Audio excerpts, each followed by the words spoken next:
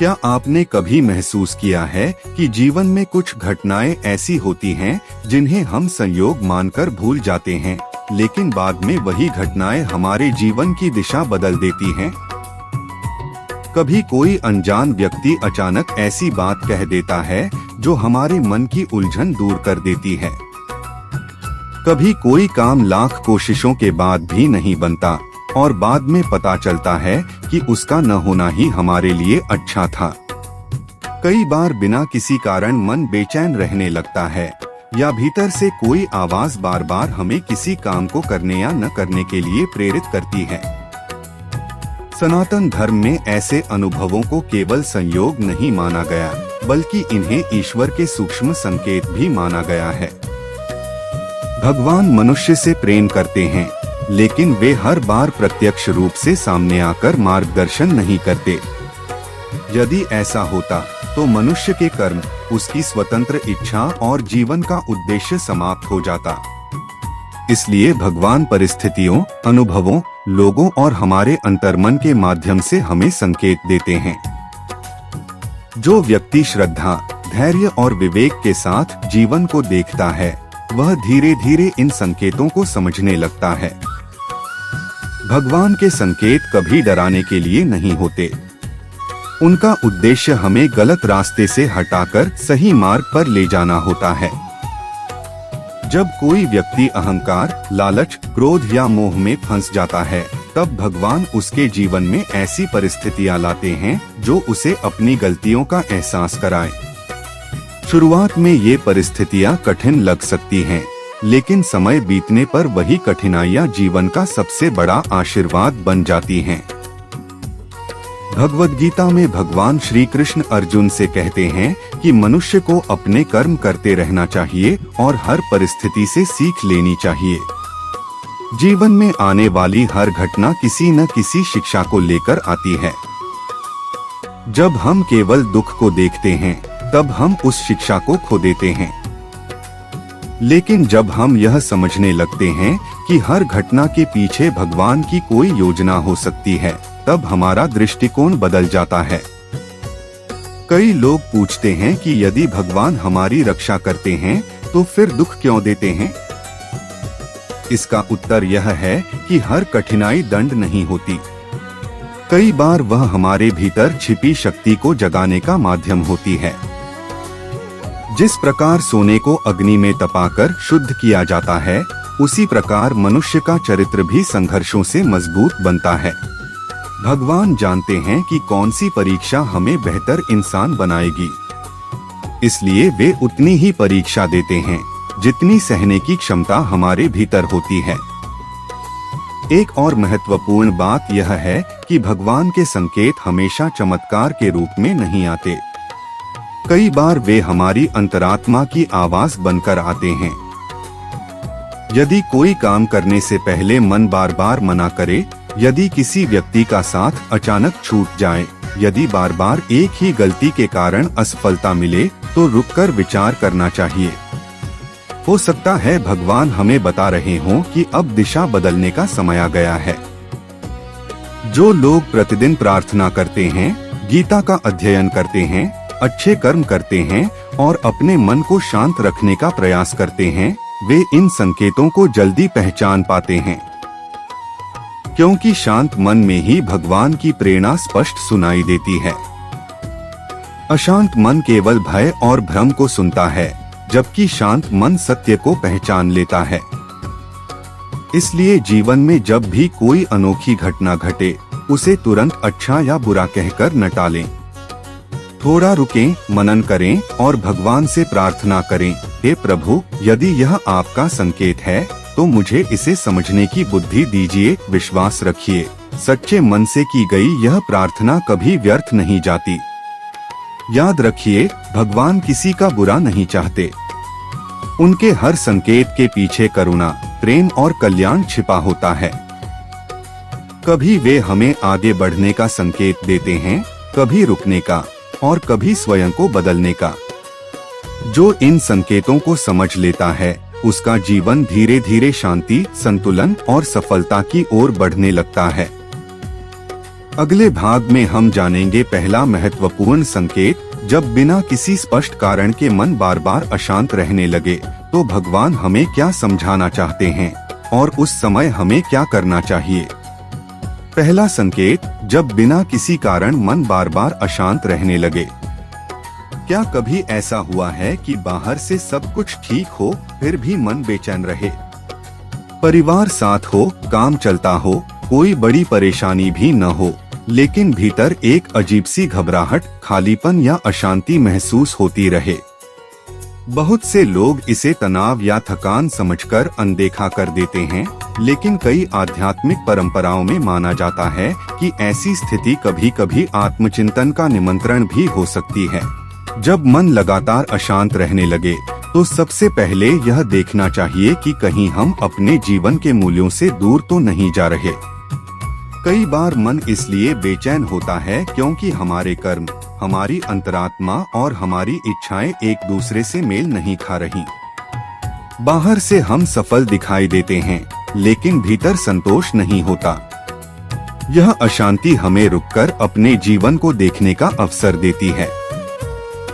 भगवान हर समय हमारे साथ हैं, लेकिन उनकी प्रेरणा को सुनने के लिए मन का शांत होना आवश्यक है। जब हम केवल धन, प्रतिष्ठा या दूसरों से तुलना में उलझ जाते हैं, तब भीतर का संतुलन टूटने लगता है। ऐसी अशांति हमें यह सोचने के लिए प्रेरित कर सकती है कि क्या हम वास्तव में उसी मार्ग पर चल रहे हैं जो हमारे लिए उचित है। भगवद गीता में श्री कृष्ण मन पर नियंत्रण और आत्मसंयम का महत्व बताते हैं। जब मन इंद्रियों के पीछे भागता है तो वह अस्थिर हो जाता है, लेकिन जब मन भगवान के स्मरण, अच्छे कर्म और सत्य के मार्ग पर चलता है, तब उसे धीरे धीरे शांति मिलने लगती है। यदि कई दिनों से बिना स्पष्ट कारण आपका मन भारी रहता है, तो इसे केवल दुर्भाग्य मानकर निराश न हो। कुछ समय स्वयं के साथ बिताइए। शांत स्थान पर बैठकर प्रार्थना कीजिए, अपने दिन भर के कर्मों पर विचार कीजिए और यह पूछिए, क्या मैं वही जीवन जी रहा हूँ जो मुझे जीना चाहिए? कई बार इस प्रश्न का उत्तर ही आगे का मार्ग स्पष्ट कर देता है। ऐसी स्थिति में एक और बात पर ध्यान दें। क्या आप ऐसे लोगों के बीच हैं जो हमेशा नकारात्मकता फैलाते हैं? क्या आपने अपने स्वास्थ्य, परिवार या आध्यात्मिक जीवन की उपेक्षा कर दी है? क्या आपने लंबे समय से भगवान का स्मरण, प्रार्थना या आत्मचिंतन छोड़ दिया है? यदि हाँ, तो यही अशांति आपको संतुलन वापस लाने का संकेत हो सकती है। भगवान का संकेत हमेशा किसी चमत्कार के रूप में नहीं आता। कभी कभी वह हमारी बेचैनी के माध्यम से हमें यह बताते हैं कि अब जीवन में कुछ बदलने की आवश्यकता है। यदि हम समय रहते उस संकेत को समझ लें, तो कई बड़ी परेशानियों से बच सकते हैं। इसलिए अगली बार जब आपका मन बिना कारण अशांत हो, तो घबराइए नहीं। उसे दबाने की कोशिश भी मत कीजिए, बल्कि धैर्य रखें, प्रार्थना करें, अच्छे कर्म करें और अपने जीवन की दिशा पर ईमानदारी से विचार करें। हो सकता है यही वह क्षण हो जब भगवान आपको एक नए और बेहतर मार्ग की ओर ले जा रहे हों। अगले भाग में जानेंगे दूसरा महत्वपूर्ण संकेत, जब बार बार किसी काम में रुकावट आने लगे, तो क्या यह केवल संयोग है या भगवान हमें किसी बड़े खतरे से बचा रहे होते हैं। दूसरा संकेत, जब बार बार किसी काम में रुकावट आने लगे। जीवन में कई बार ऐसा होता है कि हम किसी काम को पूरा करने के लिए पूरी मेहनत करते हैं, लेकिन हर बार कोई न कोई बाधा आ जाती है। कभी पैसे की कमी, कभी सही लोगों का साथ न मिलना, कभी अचानक कोई नई परेशानी खड़ी हो जाना। ऐसे समय में मन में यह प्रश्न उठना स्वाभाविक है, आखिर मेरे साथ ही ऐसा क्यों हो रहा है।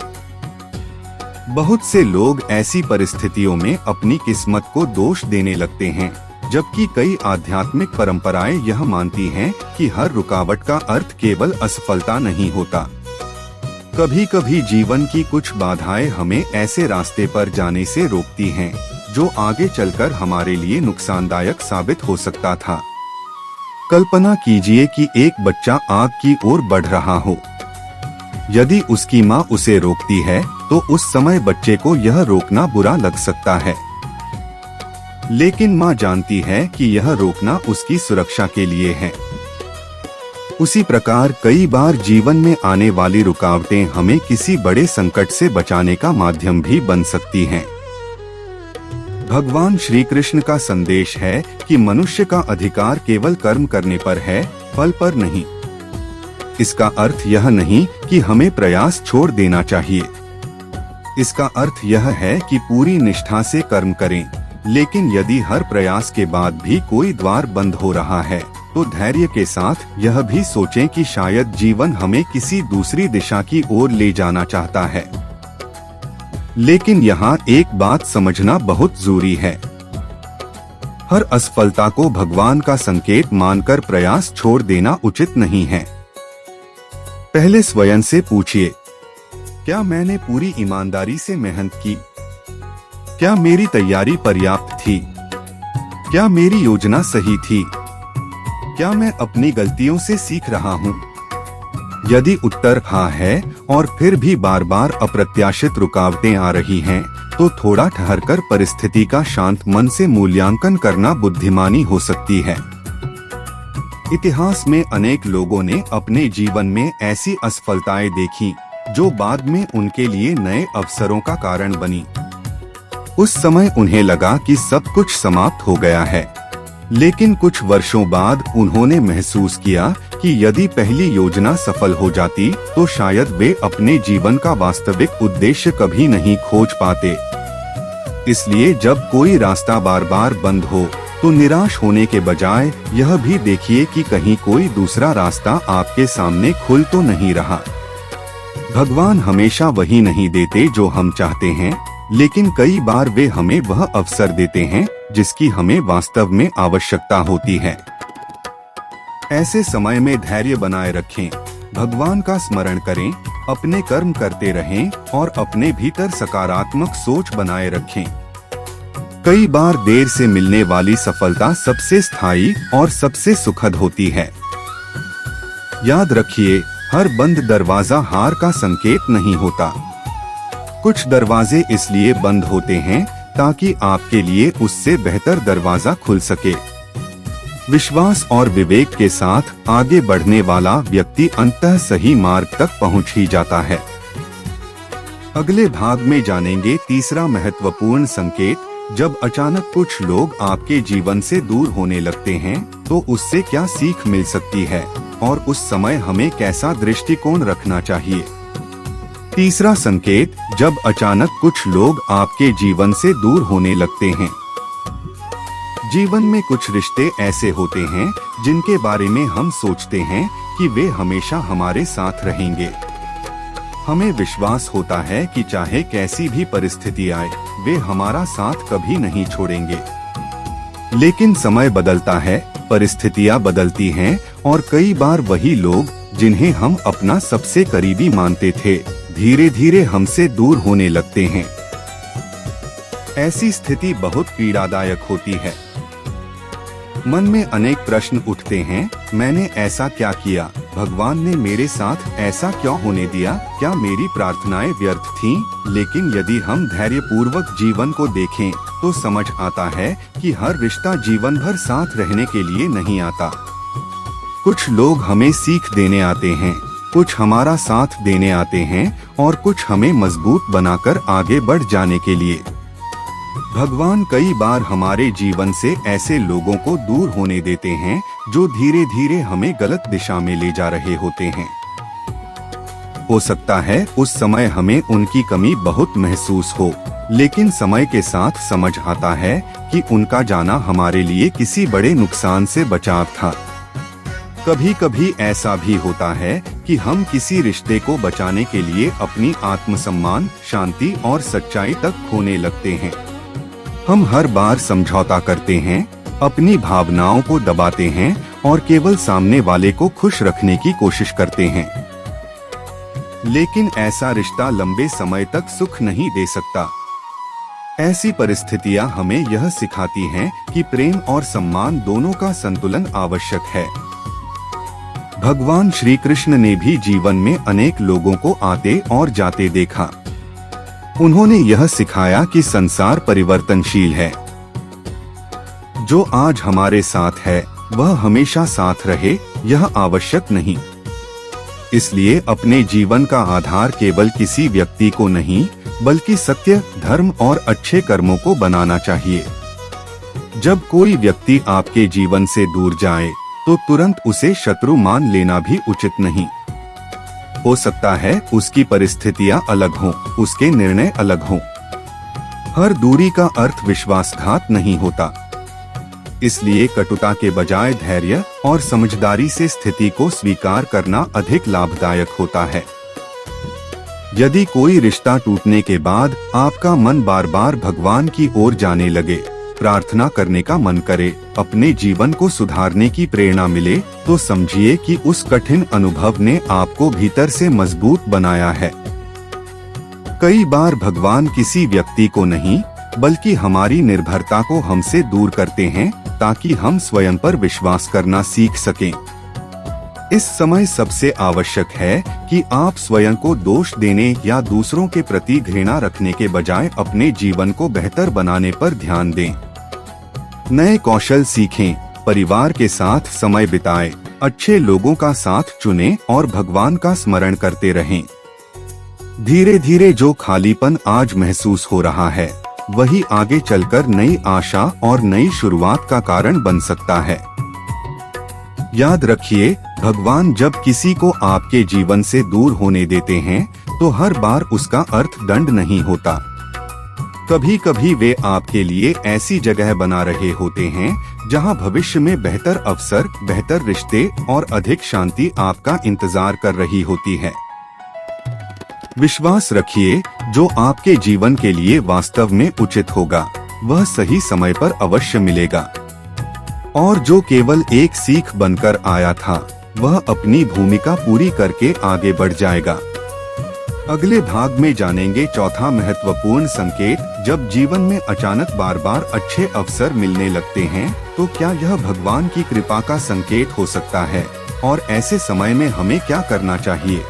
चौथा संकेत, जब जीवन में अचानक अच्छे अवसर मिलने लगते हैं। जीवन हमेशा एक जैसा नहीं रहता। कभी संघर्षों का दौर चलता है, तो कभी अचानक सब कुछ बदलने लगता है। लंबे समय तक मेहनत करने के बाद अचानक नए अवसर मिलने लगते हैं, रुके हुए काम बनने लगते हैं, सही लोग जीवन में आने लगते हैं और हर दिशा से सकारात्मक बदलाव दिखाई देने लगता है। ऐसे समय में कई लोग कहते हैं, भगवान की कृपा हो गई। आध्यात्मिक दृष्टि से देखा जाए तो कई लोग ऐसे अनुकूल समय को ईश्वर की कृपा का एक संकेत मानते हैं। लेकिन इसका अर्थ यह नहीं कि अब जीवन में कभी कठिनाई नहीं आएगी, बल्कि यह समय हमें विनम्रता, कृतज्ञता और जिम्मेदारी के साथ आगे बढ़ने की याद दिलाता है। अक्सर लोग संघर्ष के दिनों में भगवान को याद करते हैं, लेकिन जैसे ही सफलता मिलने लगती है, वे अपने प्रयासों का पूरा श्रेय केवल स्वयं को देने लगते हैं। धीरे धीरे अहंकार मन में प्रवेश कर जाता है। यही वह समय होता है जब मनुष्य सबसे बड़ी गलती कर सकता है। भगवान श्री कृष्ण का संदेश है कि सफलता मिलने पर भी विनम्र बने रहना चाहिए, क्योंकि हर उपलब्धि में अनेक लोगों का सहयोग, अनुकूल परिस्थितियां और ईश्वर की कृपा भी जुड़ी होती है। यदि अचानक आपको अच्छे अवसर मिलने लगें, तो सबसे पहले अपने कर्मों की शुद्धता बनाए रखें। सफलता के उत्साह में गलत मार्ग चुनना, किसी का अधिकार छीनना या दूसरों को छोटा समझना अंततः मन की शांति छीन सकता है।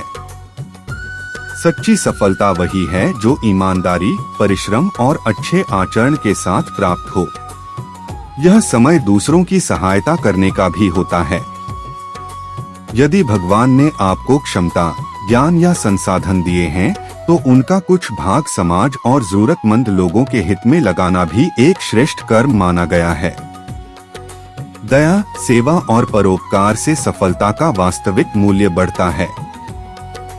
एक और बात याद रखिए, हर अवसर का लाभ उठाना आवश्यक नहीं होता। कुछ अवसर आकर्षक दिखते हैं, लेकिन वे हमारे मूल्यों के विरुद्ध हो सकते हैं।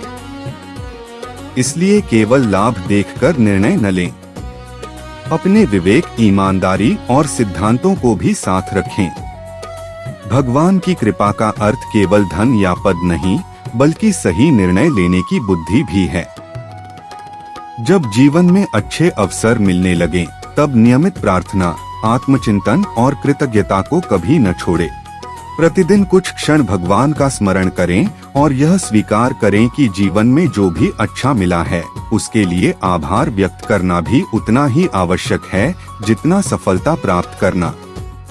याद रखिए, भगवान की कृपा केवल सफलता दिलाने के लिए नहीं होती, बल्कि उस सफलता को सही दिशा में उपयोग करने की प्रेरणा देने के लिए भी होती है। जो व्यक्ति सफलता में भी विनम्र रहता है, दूसरों का सम्मान करता है और अपने कर्मों को धर्म के अनुसार रखता है, वही लंबे समय तक सुख और सम्मान प्राप्त करता है। इसलिए यदि आपके जीवन में अचानक अच्छे अवसर आने लगे हैं, तो उन्हें केवल भाग्य न समझें, उन्हें एक जिम्मेदारी की तरह स्वीकार करें। पूरी निष्ठा से कर्म करें, ईश्वर का धन्यवाद करें और अपने जीवन को ऐसा बनाएं कि आपकी सफलता से दूसरों को भी प्रेरणा मिले। अगले भाग में जानेंगे 5वां महत्वपूर्ण संकेत। जब बार बार एक जैसी घटनाएं आपके जीवन में दोहराई जाने लगती हैं, तो वे हमें क्या सिखा सकती हैं और उनसे हमें क्या सीख लेनी चाहिए। 5वां संकेत, जब एक जैसी घटनाएं बार बार होने लगे। क्या आपने कभी ध्यान दिया है कि जीवन में कुछ घटनाएं बार बार दोहराई जाती हैं? कभी एक जैसी गलती बार बार हो जाती है, कभी हर रिश्ते में वही समस्या सामने आती है, कभी हर नए काम की शुरुआत एक ही तरह की कठिनाई से होती है। शुरुआत में यह केवल संयोग लग सकता है, लेकिन यदि कोई पैटर्न लगातार दिखाई दे, तो वह आत्मचिंतन का अवसर बन सकता है। कई लोग कहते हैं, मेरे साथ हमेशा ऐसा ही क्यों होता है? लेकिन यह प्रश्न पूछने से भी अधिक महत्वपूर्ण है, मैं इससे क्या सीख सकता हूँ? कई आध्यात्मिक शिक्षाओं में यह विचार मिलता है कि जीवन बार बार हमें वही पाठ सिखाने की कोशिश करता है, जिसे हमने अभी तक पूरी तरह नहीं सीखा। मान लीजिए, कोई व्यक्ति हर बार बिना सोचे समझे लोगों पर भरोसा करता है और बाद में दुखी होता है। यदि वह अपनी आदत नहीं बदलता, तो वैसी ही परिस्थितियां दोबारा भी सामने आ सकती हैं। इसी प्रकार यदि कोई व्यक्ति क्रोध में निर्णय लेता है और हर बार नुकसान उठाता है, तो वही अनुभव उसे बार बार यह सिखाने का प्रयास कर सकता है कि धैर्य कितना आवश्यक है। भगवान श्री कृष्ण का संदेश है कि मनुष्य को विवेक के साथ अपने कर्मों का निरीक्षण करना चाहिए। यदि हम अपनी गलतियों से सीख नहीं लेते, तो जीवन हमें नए नए रूपों में वही शिक्षा देता रहता है। इसलिए हर कठिन अनुभव के बाद स्वयं से पूछिए, मैंने इससे क्या सीखा? अगली बार मैं क्या बेहतर कर सकता हूँ? कभी कभी बार बार आने वाली घटनाएं हमें अपनी संगति बदलने का संकेत देती हैं। यदि हर बार गलत लोगों का साथ मिल रहा है, तो शायद हमें अपने निर्णयों पर ध्यान देने की आवश्यकता है। यदि हर बार जल्दबाजी नुकसान पहुंचा रही है, तो शायद धैर्य सीखने का समय आ गया है। ऐसी परिस्थितियों में भगवान को दोष देने के बजाय अपने भीतर झांकना अधिक उपयोगी होता है। प्रार्थना कीजिए कि आपको सही निर्णय लेने की बुद्धि मिले। जब मनुष्य ईमानदारी से अपनी कमियों को स्वीकार करता है, तभी वास्तविक परिवर्तन शुरू होता है। इसका अर्थ यह नहीं कि हर दोहराई जाने वाली घटना किसी दिव्य संकेत का प्रमाण है। कई बार इसके पीछे हमारी आदतें, सोच, निर्णय और व्यवहार भी कारण होते हैं।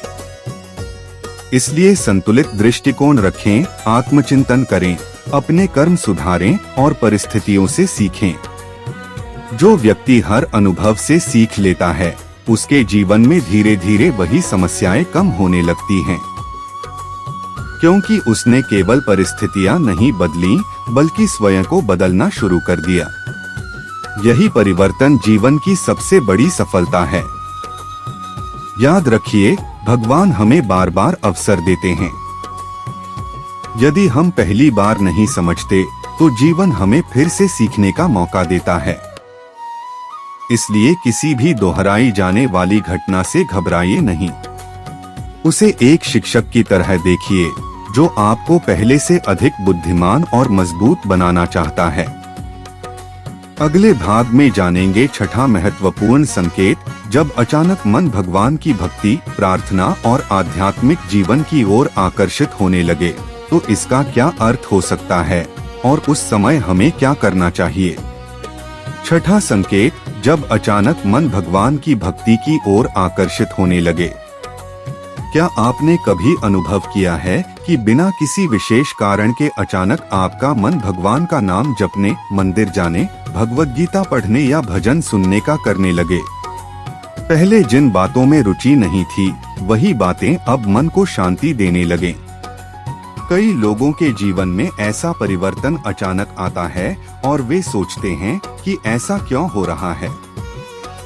आध्यात्मिक दृष्टि से देखा जाए तो ऐसे अनुभव को बहुत से लोग एक सकारात्मक आंतरिक परिवर्तन की शुरुआत मानते हैं। यह वह समय हो सकता है जब मन बाहरी सुखों से आगे बढ़कर स्थायी शांति और जीवन के गहरे अर्थ को खोजने की इच्छा करता है। जीवन की भागदौड़ में मनुष्य अक्सर धन, पद और सुविधाओं के पीछे दौड़ता रहता है। ये आवश्यक हो सकते हैं, लेकिन केवल इन्हीं से मन को स्थायी संतोष नहीं मिलता। जब व्यक्ति अनेक अनुभवों से गुजरता है तब उसे एहसास होने लगता है कि बाहरी सफलता के साथ साथ आंतरिक शांति भी उतनी ही आवश्यक है। इसी खोज के दौरान उसका मन ईश्वर, प्रार्थना और आध्यात्मिक चिंतन की ओर आकर्षित हो सकता है। भगवान श्री कृष्ण भगवद गीता में बताते हैं कि जो व्यक्ति श्रद्धा और निष्काम भाव से भगवान का स्मरण करता है उसका मन धीरे धीरे स्थिर होने लगता है। इसका अर्थ यह नहीं कि जीवन की सारी समस्याएं तुरंत समाप्त हो जाती हैं, बल्कि यह कि व्यक्ति उन्हें अधिक धैर्य, विवेक और संतुलन के साथ संभालने लगता है। यदि आपका मन बार बार भगवान का नाम लेने का करे तो इस प्रेरणा को अनदेखा न करें। प्रतिदिन कुछ समय प्रार्थना करें, भगवद गीता के कुछ श्लोकों का अर्थ पढ़ें, अच्छे विचार सुनें और अपने कर्मों को बेहतर बनाने का प्रयास करें। भक्ति केवल पूजा तक सीमित नहीं है। सत्य बोलना, ईमानदारी से काम करना, दूसरों की सहायता करना और अपने कर्तव्यों का पालन करना भी भक्ति का ही एक रूप माना गया है। ध्यान रहे कि भक्ति का अर्थ संसार से भाग जाना नहीं है। श्री कृष्ण ने अर्जुन को युद्ध भूमि छोड़ने के लिए नहीं कहा, बल्कि अपने कर्तव्य को धर्म पूर्वक निभाने की प्रेरणा दी।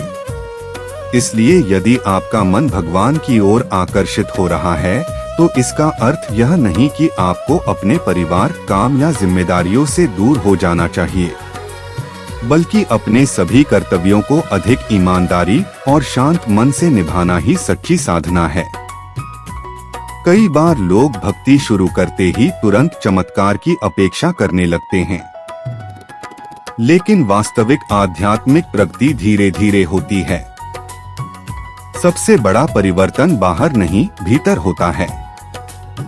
क्रोध कम होने लगता है, धैर्य बढ़ता है, दूसरों के प्रति करुणा आती है और मन में संतोष का भाव विकसित होने लगता है। यही परिवर्तन भगवान की कृपा का सबसे सुंदर अनुभव हो सकता है। यदि आपको लगता है कि आपका मन पहले की तुलना में अधिक शांत हो रहा है, भगवान का स्मरण सहज होने लगा है और अच्छे कर्म करने की प्रेरणा मिल रही है, तो इस मार्ग पर निरंतर बने रहें। यह जीवन को संतुलित और सार्थक बनाने की दिशा में एक महत्वपूर्ण कदम हो सकता है। याद रखिए, भगवान का सबसे सुंदर संकेत हमेशा किसी चमत्कार में नहीं, बल्कि हमारे भीतर होने वाले सकारात्मक परिवर्तन में दिखाई देता है। जब मन अच्छाई, सत्य और भक्ति की ओर बढ़ने लगे तो उसे प्रेम और श्रद्धा से अपनाइए। अगले भाग में जानेंगे सातवां महत्वपूर्ण संकेत, जब भगवान आपकी प्रार्थनाओं का उत्तर आपकी अपेक्षा के अनुसार नहीं देते, तब उसके पीछे क्या कारण हो सकता है और हमें उस समय कैसा दृष्टिकोण रखना चाहिए। 7वां संकेत, जब आपकी हर प्रार्थना तुरंत पूरी नहीं होती। क्या आपने कभी पूरे विश्वास के साथ भगवान से किसी बात की प्रार्थना की हो, लेकिन फिर भी वैसा परिणाम न मिला हो जैसा आप चाहते थे? ऐसे समय में कई लोगों के मन में प्रश्न उठता है, क्या भगवान मेरी सुनते नहीं हैं? या मैंने इतनी पूजा की फिर भी मेरी इच्छा क्यों पूरी नहीं हुई?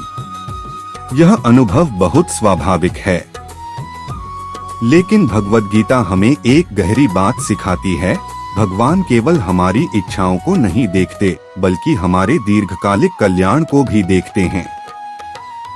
इसलिए हर प्रार्थना का उत्तर हमेशा हमारी अपेक्षा के अनुसार मिले, यह आवश्यक नहीं। कई बार हम जिस चीज को अपने लिए सबसे अच्छा मानते हैं, वह भविष्य में हमारे लिए उचित न हो। उस समय परिणाम हमारी इच्छा के विपरीत हो सकता है। बाद में जब समय बीतता है तो कई लोगों को महसूस होता है कि उस समय जो नहीं मिला वह वास्तव में उनके हित में ही था। ऐसे अनुभवों को कुछ लोग ईश्वर के संरक्षण के रूप में देखते हैं। भगवान श्री कृष्ण अर्जुन को कर्म करने की प्रेरणा देते हैं, लेकिन फल पर अधिकार न होने की बात भी समझाते हैं। इसका अर्थ यह नहीं कि प्रार्थना व्यर्थ है, बल्कि यह कि प्रार्थना के साथ धैर्य, कर्म और विश्वास भी आवश्यक हैं। केवल मांगना ही पर्याप्त नहीं, बल्कि अपने कर्तव्यों का पालन करना भी उतना ही महत्वपूर्ण है। जब आपकी प्रार्थना तुरंत पूरी न हो, तब अपने विश्वास को कमजोर मत होने दीजिए। यह समय स्वयं से कुछ प्रश्न पूछने का भी हो सकता है। क्या मैं अपने लक्ष्य के लिए पूरी ईमानदारी से प्रयास कर रहा हूँ? क्या मेरी इच्छा केवल मेरे लाभ के लिए है या उससे दूसरों का भी भला होगा? क्या मैं परिणाम आने तक धैर्य रख पा रहा हूँ? इन प्रश्नों के उत्तर कई बार हमारे दृष्टिकोण को बदल देते हैं। प्रार्थना का सबसे बड़ा लाभ केवल इच्छा पूरी होना नहीं है। सच्ची प्रार्थना मन को शांत करती है, भय कम करती है, आशा जगाती है और कठिन परिस्थितियों का सामना करने की शक्ति देती है। यही कारण है कि अनेक लोग कठिन समय में भी प्रार्थना से साहस प्राप्त करते हैं। यदि कभी ऐसा लगे कि भगवान मौन हैं, तो यह मत मानिए कि वे दूर हैं। कभी कभी मौन भी जीवन की एक शिक्षा होता है। वह हमें धैर्य, आत्मविश्वास और निरंतर प्रयास का महत्व सिखा सकता है। कई बार उत्तर तुरंत नहीं मिलता, क्योंकि सही समय अभी आया नहीं होता। इसलिए प्रार्थना करते समय केवल अपनी इच्छा ही भगवान के सामने न रखें, बल्कि यह भी कहें, हे प्रभु, मुझे वही दीजिए जो मेरे लिए उचित हो, और उसे स्वीकार करने की बुद्धि भी दीजिए। ऐसा भाव मन में शांति और संतुलन लाता है। याद रखिए, भगवान का उत्तर हमेशा हाँ या नहीं के रूप में ही नहीं आता। कभी उनका उत्तर अभी नहीं भी हो सकता है। और कई लोगों के अनुभव में यही प्रतीक्षा उन्हें अधिक परिपक्व, मजबूत और जीवन के लिए तैयार बनाती है। विश्वास बनाए रखिए, अच्छे कर्म करते रहिए और धैर्य के साथ आगे बढ़िए। समय आने पर जीवन की कई बातें स्वयं स्पष्ट होने लगती हैं। अगले भाग में जानेंगे 8वां महत्वपूर्ण संकेत, जब अचानक आपके जीवन में कठिन परीक्षाएं और चुनौतियां आने लगती हैं, तो उनसे हमें क्या सीख मिल सकती है और उन्हें किस दृष्टि से देखना चाहिए। 8वां संकेत, जब जीवन में अचानक कठिन परीक्षाएं आने लगती हैं। जीवन में एक समय ऐसा भी आता है जब ऐसा लगता है कि हर दिशा से समस्याएं ही समस्याएं हैं। एक परेशानी खत्म भी नहीं होती कि दूसरी सामने खड़ी हो जाती है। कभी आर्थिक कठिनाई, कभी स्वास्थ्य की चिंता, कभी रिश्तों में तनाव, तो कभी अपने ही लोग साथ छोड़ देते हैं। ऐसे समय में मनुष्य का विश्वास डगमगाने लगता है और वह सोचता है, मैंने किसी का बुरा नहीं किया, फिर मेरे साथ ही ऐसा क्यों हो रहा है। यही वह समय होता है जब मनुष्य की सबसे बड़ी परीक्षा शुरू होती है।